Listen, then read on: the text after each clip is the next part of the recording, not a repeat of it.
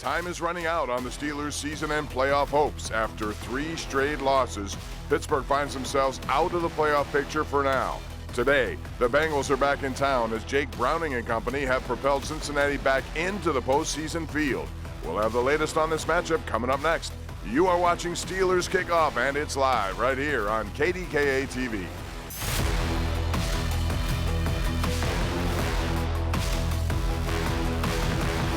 Welcome to BetMGM Steelers Kickoff. Good morning, everyone, and welcome inside the KDKA studios for another edition of Steelers Kickoff on a Saturday that feels like a Sunday again. I'm Bob Pompeani, joined by the quarterback of the program, Mr. Charlie Batch. He also doubles as Santa Claus. Rich Walsh and Jerry Dulac will be along soon. The Steelers, as you know, in a tough spot right now. 3 straight losses has Pittsburgh out of the current playoff picture this Christmas weekend. And the Steelers could not turn their luck around on the road last week despite getting off to a 13-0 lead. They gave up 30 unanswered Gardner Minshew points, and the Colts move now into a wild card position if the playoffs started today. And the Steelers are really looking for a way to stop the bleeding. And due to injuries and poor play, the coaching staff decided earlier this week to make Mason Rudolph the starting quarterback. I guess it's appropriate at Christmas time. Rudolph will guide the Steelers' offensive slate tonight against the Bengals. And Rudolph, he came in last week, but it was during garbage time. Before that, his last appearance, you have to go all the way back to 2021 in a game that ultimately ended in a tie against the Lions at home. Rudolph took first-team reps all week for the first time this season after spending most of 2023 as a third-string quarterback. And here, really right now, a look at his career numbers over 10 games. You piece it all together, 5-4-1 overall record, a 61% completion percentage, 15 touchdowns, 11 interceptions. He averages just over 200 yards passing per game. So, Charlie, is this the right move, or did Mitch Trubisky deserve another opportunity? No, I think this is the right move. And if Mitch or Mason can actually put up those numbers, man, I think everybody will be okay. But you have to remember that was in a different system. And right now you're putting lipstick on a pig because the scheme is still the same. You now have seen 3 quarterbacks this year in the system. We're still going to wait for the results for Mason Rudolph, but yet we've seen Ben Roethlisberger in this system. So don't expect an explosion of points today by this offense. Rudolph replaced Mitch Trubisky last week. As you know, he was ineffective in 2 games, but also had problems with turnovers. Charlie, those interceptions, was that the reason ultimately he's on the bench this week? Yeah, I think you find those interceptions, but ultimately the overall length of his career and the turnovers that he put on there, that ultimately led. So I think this is just a cumulative response. But ultimately, when your offense isn't producing, you're trying to figure out a way to jumpstart this offense. And right now, this is the only way that Mike Tomlin can do so. All right, for more on the quarterback carousel, that's what it would be right now. We send the program over to Rich Walsh, who's standing by with our insider, the Post-Gazette's Jerry Dulac. Happy holidays, guys. Take it away. Happy holidays, Bob. Thanks a lot. All right, we heard those guys talk about it. Do you think that the Steelers and Mike Tomlin waited a little too long to put Mason Rudolph in there? I think they should have went to him earlier in that last game. And how do you think he's going to do today? Well, Rich, I think part of the problem, too, let's not forget they were up 13-0. And the fact that they could not run the ball on an Indianapolis Colts team that was 26th in the league in rush defense, and they're kind of light along the line of scrimmage. The Steelers didn't dominate the trenches and be able to run the ball with that lead contributed to what happened. So, no, I'm not surprised they didn't go to him earlier, but if you were going to go to him with the idea that you were going to start him the next game, which is what Mike Tomlin said, then maybe I would have put him in a little earlier in the fourth quarter. All right, now to Kenny Pickett. He was officially ruled out on Thursday. He practiced all week. He was limited, and there was some speculation that he could play or at least be the backup. When do you think we'll see him? Do you think we'll see him in Seattle? You know, Rich, Mike Tomlin threw out that little nugget almost as though giving everybody a little hope that Kenny Pickett would play. We did see him practice. If he would have come back, that would have been the fastest any player has ever come back from that tightrope surgery. They are working to get him ready for Seattle, and there is a chance that he will play in Seattle. Yeah, I think that's when he comes back too. Guys? All right. Thank you very much, guys. We'll check in again with you shortly. Now, time for our weekly quarterback analysis, which is always brought to you by Cleveland Brothers. And Charlie, regardless who's been under center, quarterback's not very comfortable in the pocket. So is that something that they can gain, work on? Can it be coached, or is it just if it's not your game, it's not your game? Yeah, I think ultimately right now it's about coaching, because all quarterbacks who've been in this system, it seems like they're not comfortable. They're moving their feet. They're bolting out of the pocket when they do actually have protection. So this ultimately is something that you have to continue to rep. But can you do that this late in the season, knowing that habits have already been created? That remains to be seen here over the next 3 games. And part of the blame definitely falls on the receiving group, which has come under scrutiny for quitting on plays, among other things recently. Do you think those guys are doing enough to get open and provide quarterbacks opportunities down the field? Because route running is very important in this whole thing. Yeah, there's a combination of everything. And at this point of the season, I promise you, players are now trying to make their stance as it relates, hey, I was open in this particular case, even though your stats don't add up to it, because you know the business decisions are going to happen at the end of this season. So right now, these guys have to do a better job of getting open, but at the same time, scheme these guys open by formations, motions, to give your receiver some help there. Or else you're going to see a lot more of those kinds of sacks right there. Hey, we're just getting started here. Steelers Kickoff coming to you on a Saturday. And next, we're going to talk about Mike Tomlin's future as this team spiral continues. Is he on the hot seat? How hot is that seat? We're going to discuss it next.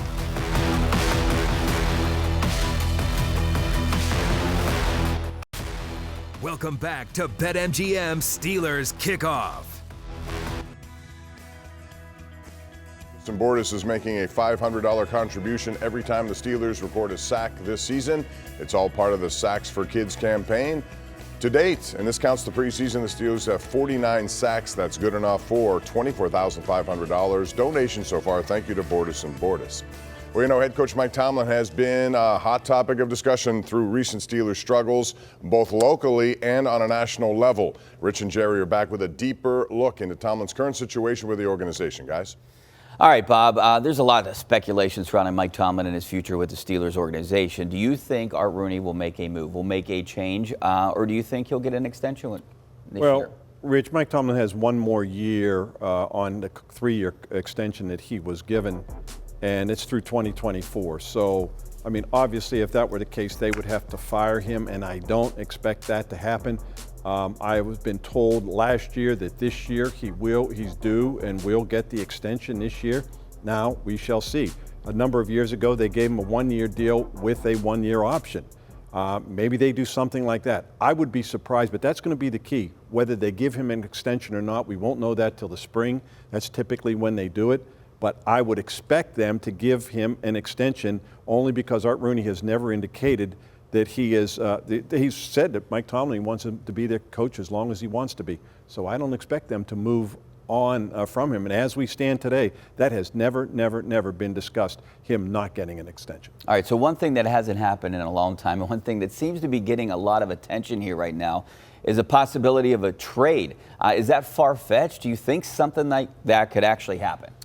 Rich, we've seen that happen in the past in the National Football League. Obviously, it's not something that happens very frequently.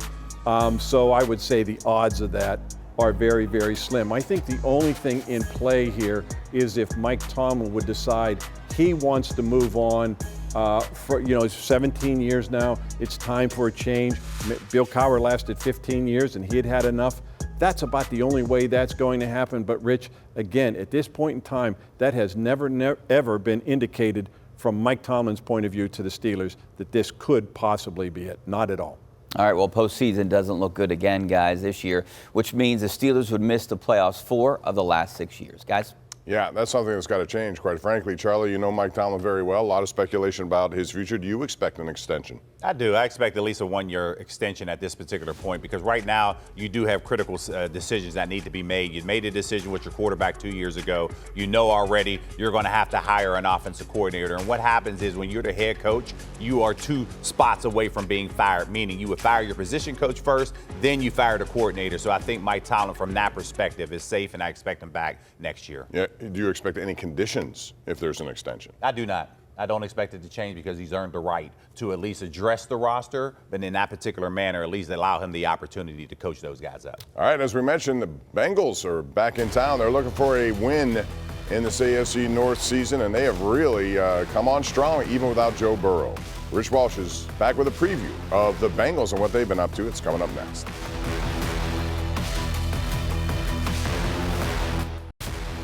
BetMGM Steelers Kickoff is presented in part by your Western PA Chevy dealers.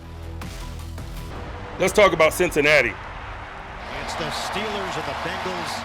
We're familiar with them. They're familiar with us. Steelers Bengals over the years have played some nasty, rule-changing kind of football games. That's a texture of divisional play.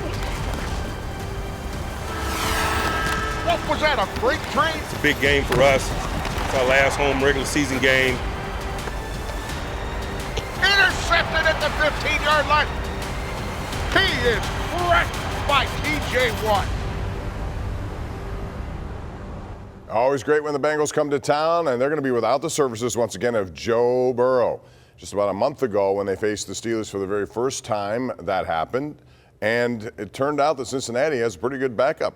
With more on that, and Jake Browning, who has controls of this offense, let's take a look at this team. Rich is here to do that. Rich? All right, thanks a lot, Bob. When the Steelers played the Bengals just 4 weeks ago, it seemed like the two teams were headed in different directions. And just 1 month later, it seems the same way, but not how we originally thought.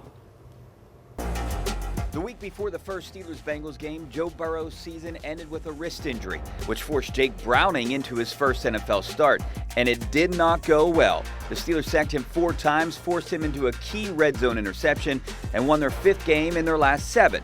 But since that loss, Browning, much like many other backup quarterbacks this year, has lit it up. In his last 3 starts, he's averaged well over 300 yards per game and accounted for 6 touchdowns.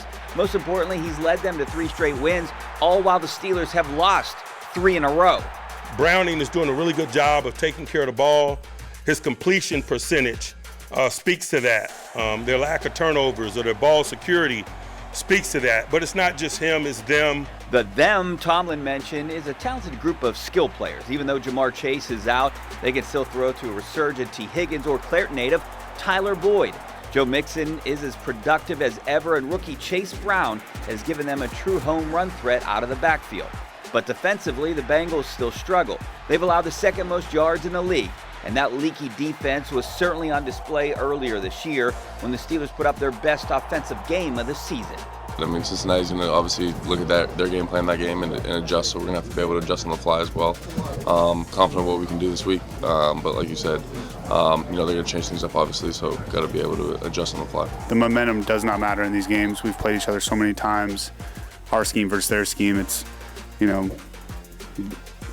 episode 20 or whatever of these two teams going at it, and so it throw the records out the window a little bit. All right, here's a look at what Jake Browning has done since the last time the Steelers faced him. He's put up stellar numbers, and not listed on here is their points scored over that 3-game span. They've averaged 32 points per game. But Browning will have to deal with TJ Watt, Alex Highsmith. Watt leads the NFL with 16 sacks. Bob? All right, Rich, thanks very much. And that Jacksonville game was a big one, his coming out party, basically. Let's take a look at the offense of the last 4 games. Of course, for the Steelers, this is without fired offensive coordinator Matt Canada. The previous Bengals matchup was the first in 59 straight games that the Steelers offense had over 400 yards.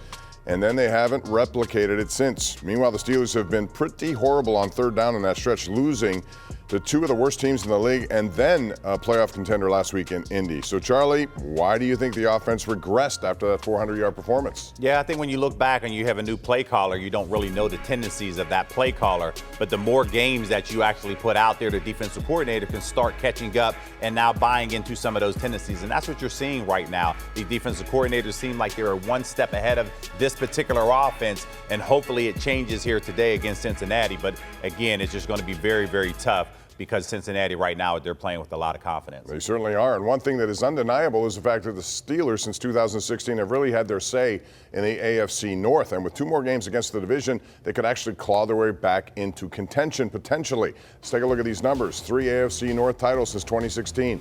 Never had a losing record or more than 3 losses in that division time frame. And even if they would drop the last 2 of this season, they'd still end up, Charlie, 3-3 in the North. Problem is, that would firmly put them in the basement of the division. So let's talk about that. You want to avoid that at all costs, but these games coming up, very familiar. They know each other, but they got to win them all and then hope. Absolutely. If they have any hope, playoff hopes, and at least the conversations, they cannot lose any more games this season, quite frankly. And if they want to hoist that Lombardi trophy, you have to now run the table. Right now, they are playing it 1 game at a time, and when you see and hear the comments that are coming out of it, they know that they are being challenged, and they know how important this game means, not only to this team, but to this city. All right, coming up next, the holidays always call for time for charity, and the Steelers have been very busy in that department, both current and former players. We have some details after the break.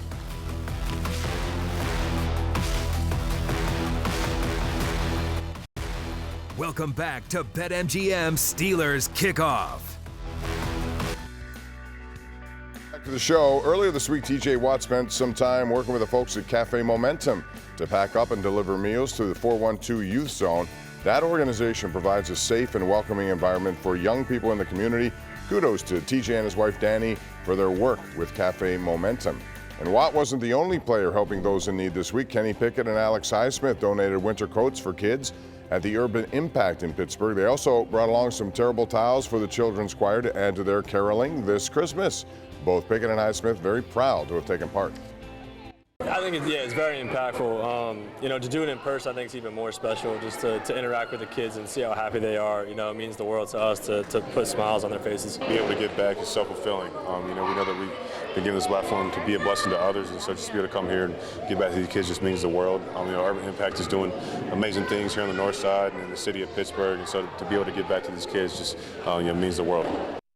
And of course, our very own Santa, Charlie Batch, has been hard at work with your elves and everybody over there at the foundation. So tell us how this week went for you. Yes, it was busy for sure. This year, Best of the Batch Foundation, our Batch of Toys program, we partnered with the Darrell Rivas Foundation, Aaron Donald Foundation, and we adopted close to 400 families this year. And as you can see, all of the people who came out, not only just collecting the toys, but wrapping the toys. You see our Santa's elves that are helping in this particular manner. So we just wanted to just take a moment to really just say thank you for everyone out there who believed in the mission and vision of what we're trying to do at the Best of the Batch Foundation. As you see the toys being delivered, we were in Aliquippa School District, we were in Beaver Falls, Newcastle, Penn Hills, and we still have a lot more work to do to make sure that we're able to help Santa deliver all of these presents before Christmas Day. So with all that being said, we under 400 families, and it was over 1,600 kids that we were able to help put smiles on kids' faces this holiday season. And you got donations from people who brought gifts. Yes, from we all did. ages. All ages. So we knew we were light in that 10 to 18, but people responded in a big way. So I just wanted to really just take a moment to say thank you, thank you, thank you. And thank you. You guys do a wonderful job. Year in and year out. It gets bigger and better every year. All right, we're almost out of time here on Steelers Kickoff. When we come back, we're going to take a look at the playoff picture as it currently is, but it could change a lot because we have some games to watch and we have predictions. It's all coming up next as you take a look at Acrisure Stadium, the site of today's game at 4:30. BetMGM Steelers Kickoff is presented in part by your Western PA Chevy dealers. All right, welcome back. Only 3 weeks left. That means there's going to be a lot of movement up and down in the playoff picture. And if you take a look at it right now, you'll see what we're talking about because the Steelers find themselves on the outside at 7-7 here. Baltimore, they have a big game with the 49ers coming up. You got Miami, Kansas City, and Jacksonville as division winners, but knocking on the door, Cleveland, Cincinnati, Indy, and the Steelers got to dig out. They got a lot, and Buffalo's getting hot too at the same time. So a lot of big games. You got the one here today with Pittsburgh and Cincinnati, and of course, Cincinnati is vying for that opportunity to get in. Then you have Bills and Chargers. That's a big game that'll be played this weekend. How about Browns and Texans? Again, no C.J. Stroud in that one. Joe Flacco has a second life, Charlie. You should consider a comeback. You got the Colts and the Falcons, Patriots, Broncos. Another big game as Broncos are trying to get into that playoff picture after a 1-5 start. So really crazy how it's going. Now it's time for some predictions. So we're going to go over to Rich first. Your prediction on today's game. Steelers are underdogs at home, Rich. All right, if last week was a must-win, this is a must-win, Jerry. Plus, you need some Christmas wishes. You need the Texans to lose. You need the Colts to lose. And you need a lot of things to happen here. I think the Steelers lose this game because of what's going on in the middle of the field, especially on defense, injuries, suspension. I don't see how this defense can stop that Bengals offense, even with Browning back there at quarterback. I have them losing this game 30-16 because I can't trust this offense. They haven't done it all year. What makes me think that they're going to score more than 16 points? Rich, Jake Browning is a different quarterback from the one the Steelers saw the first time. He's completing 76% of his passes. He's averaging 315 yards. The Steelers are going to use two cornerbacks at safety because of the suspension and injury. They might as well put a sign in the middle of the field that says open for business. because that's where the Bengals are going to go. I like the Bengals 27-9. All right, guys, what do you got? Charlie. Yeah, I don't have much hope here today. I think injuries obviously caught up to this team right now. Yes, to change at quarterback, but I just don't think that the offensive explosion is going to happen. I have the Bengals 23-13 winning this game. I'm still looking for Christmas ties. I thought one last week. I'm going to go for a tie again. Until they do it, there's definitely a tie coming in the NFL. This may be it, 16-16. All right, we have a lot coming up today and throughout this weekend here on KDKA. We want to wish all of you a very Merry Christmas and a Happy New Year in advance, but we'll be on tonight after the game. That'll be the Extra Point Show. It comes your way at 8 o'clock. Tomorrow night, 11:35, number one Cochran Sports Showdown. Thanks for joining us on this game day Saturday, and we'll see you later today on KDKA Plus.